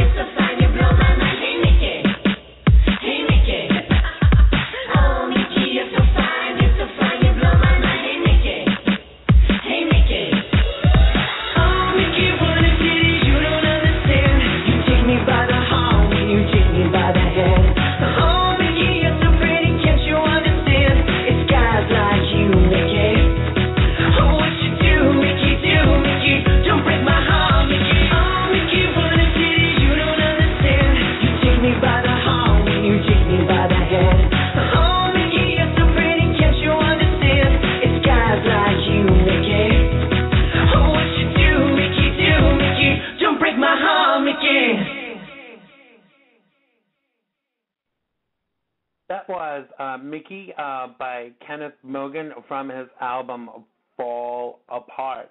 I don't think that was like a carbon copy of the original at all. I think it was very individual. What do you think? I think Tony did a great job with it. It was so funny when I went in to record it. The day I went in, I was having a horrible day, and Tony was like, well, let's just give it a shot. I'm like, this is going to come out horrible. I'm not going to do any good. And we started, and we just kept going, and I just fell in love with what he did. He's such an awesome producer. He's so easy to work with, and I mean, he's beyond talented, but he makes it really easy to just kind of get into the flow and start doing things, and I absolutely love how Mickey turned out. Yeah, I've heard good stuff about him, and obviously what he manages to produce is really good too. I'm hoping that when I come to LA in November, I'm gonna maybe do a track with him and with Todd too. Awesome. I'm sorry, it just started it just started to rain here, and it was like a flash flood rain, and it kind of startled me. Oh wow! So you work in the movies too. It was like biblical rain.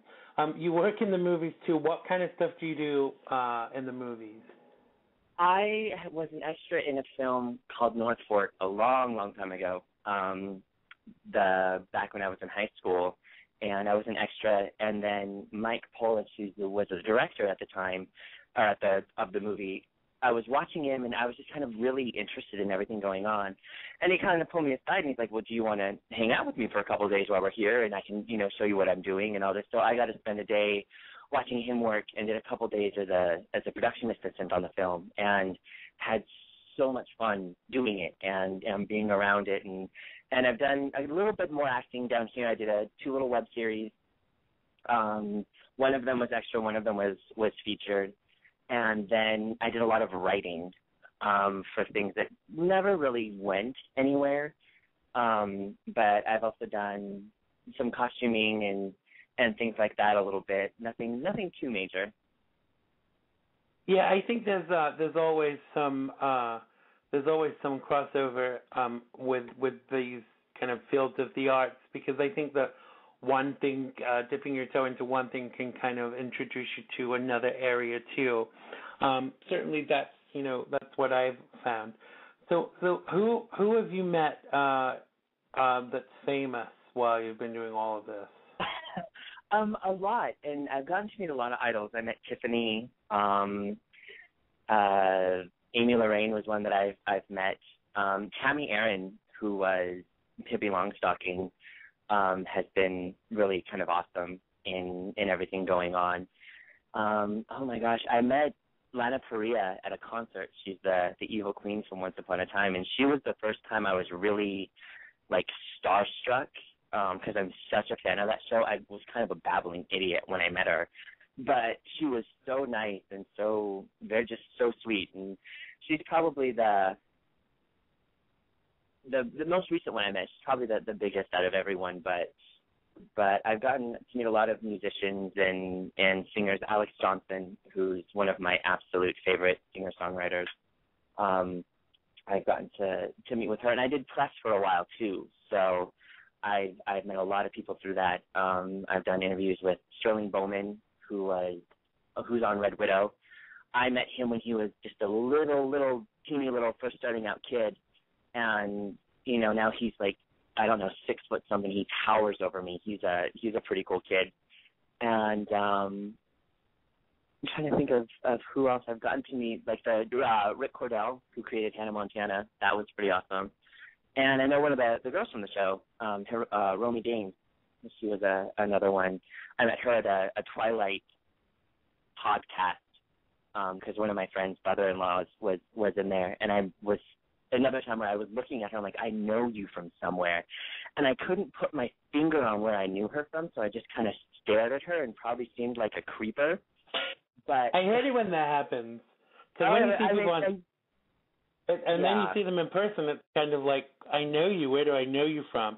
Because your brain doesn't always equate that you've seen them on the TV, because their images in your head.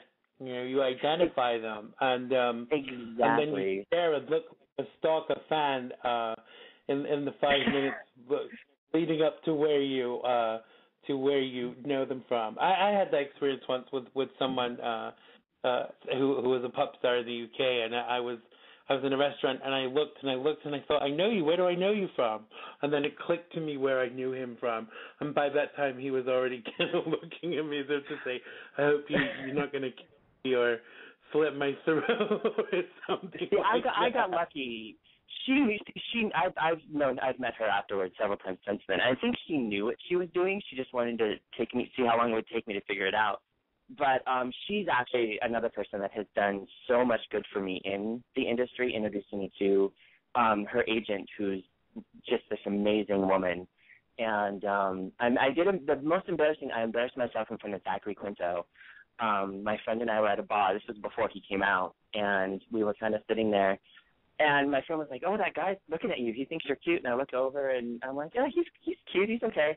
And I don't drink very often, but I was a little tipsy because I had a bad day, and my friend took me out. And finally, my friend's like, "He keeps looking at you. Just go over and talk to him." And so we were talking, and I'm like, "Yeah, you're cute." And he's like, "Oh, thank you too." And then I was like, "You remind me of someone." And I couldn't. Another time, I couldn't put my finger on. And I finally was after he talked to him. I'm like, "You kind of look like that guy from Heroes."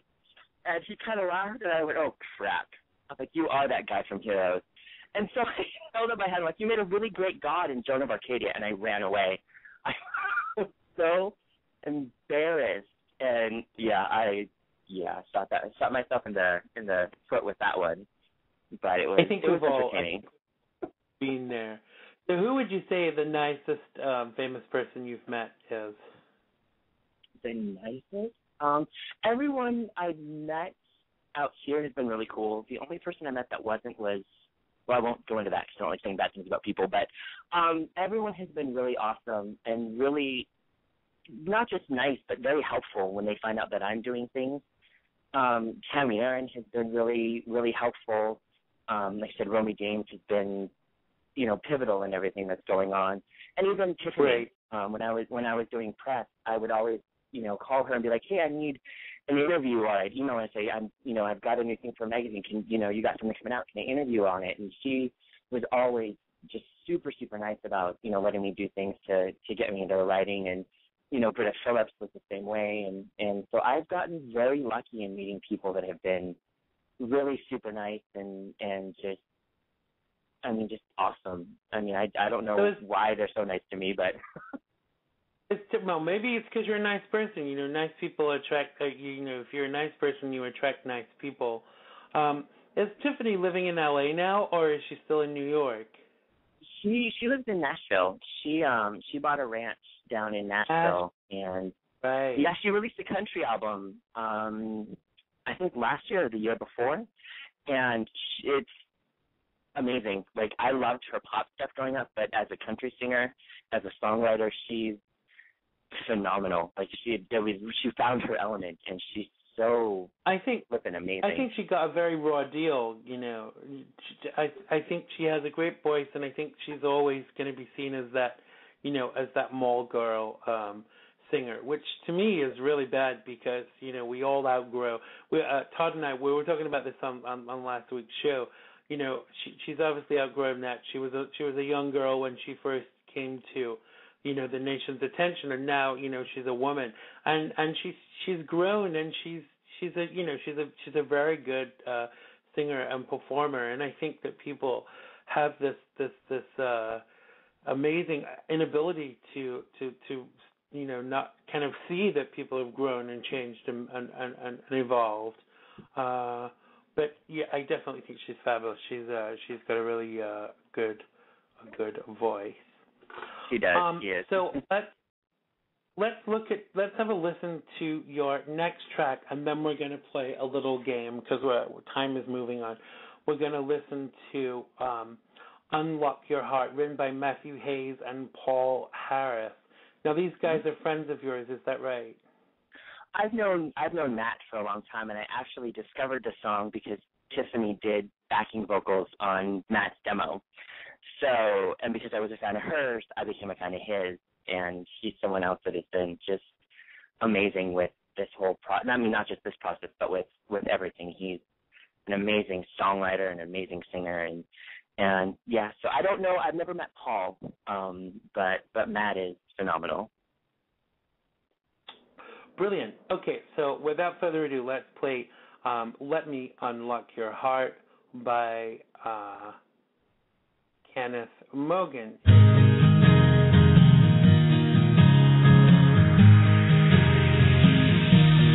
You may not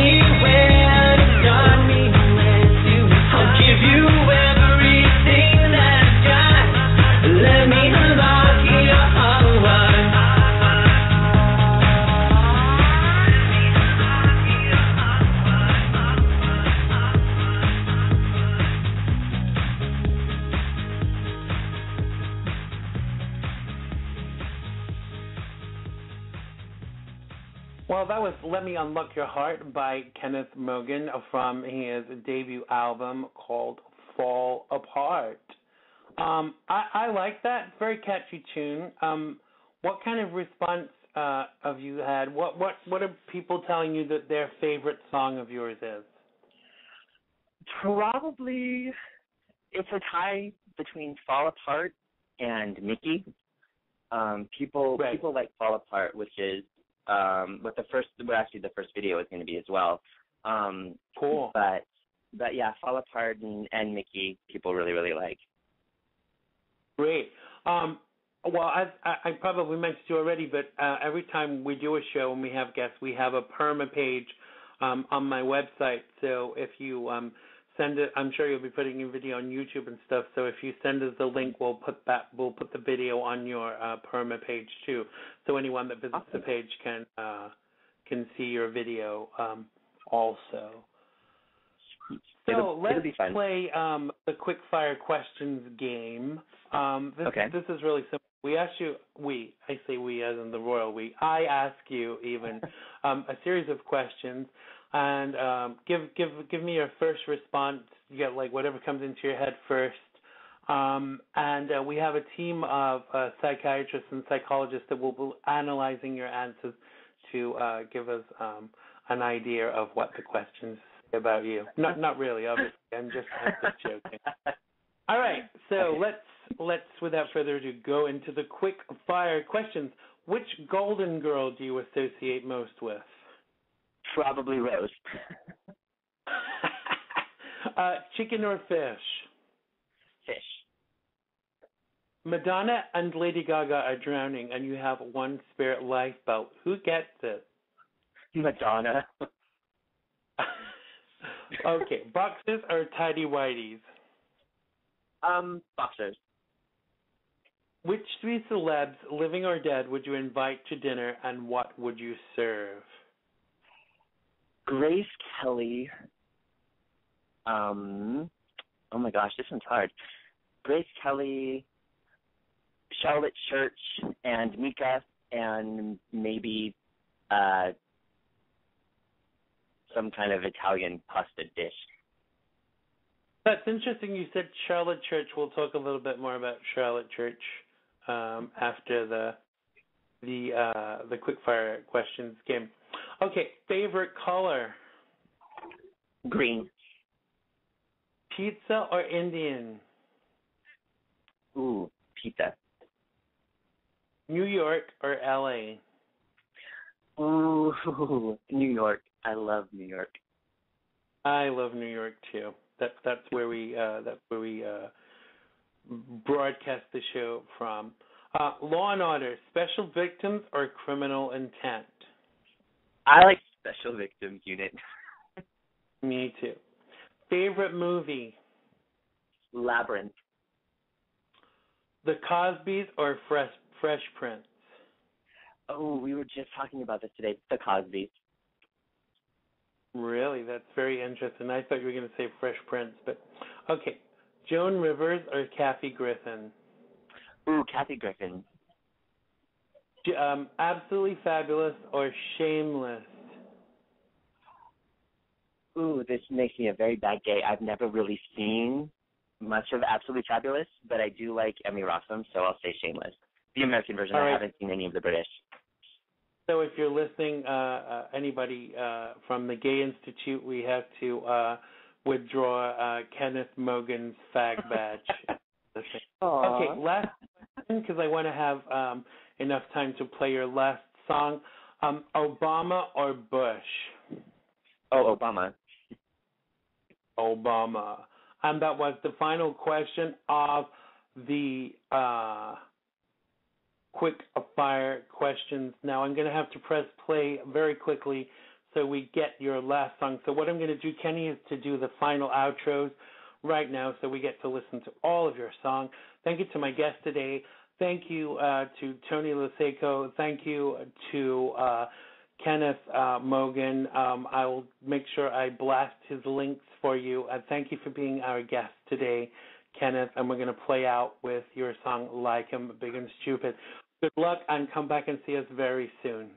Oh, I will. Thank you for having me.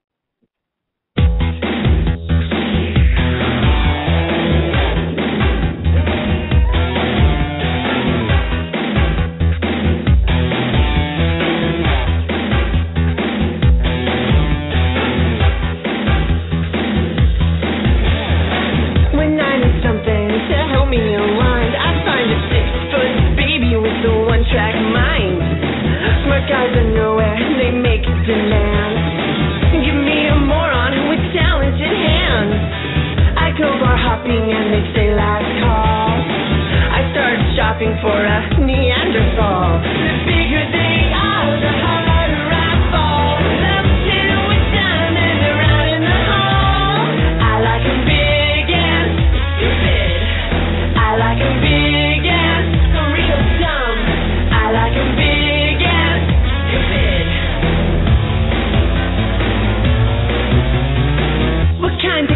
Does a lot for me. A Superman with a lobotomy. My father's out of Harvard, my brother's out of Yale, but the guy I took home last night just got out of jail. The way he grabbed and threw me, it really got me hot. But the way he growled and bit me, I hope he had it shot. The bigger they are, the harder they work. I've gotta stop up for a good-looking jerk. I like a big and stupid. I like 'em big and real dumb. I like 'em big and stupid.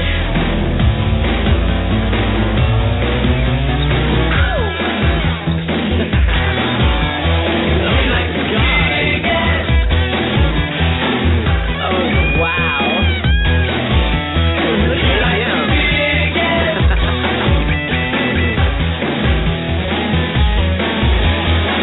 I met a guy who drives a truck. He can't tell time, but he sure can fuck. I asked his name and he had to think. Could I have found the missing link? He's so stupid, you know what he said? Well, I forget what he said, because it was so stupid. The bigger they are, the harder I fall. Love till we're done and they're out in the hall. I like 'em big and stupid. I like 'em big and real dumb. I like 'em big and stupid. I like 'em big and stupid. You like 'em big and real dumb. You like 'em big and oh my God, Channing Tatum. You like 'em big and oh wow. They're so. Life it has been good to me this time around. Things were bound to change when it was.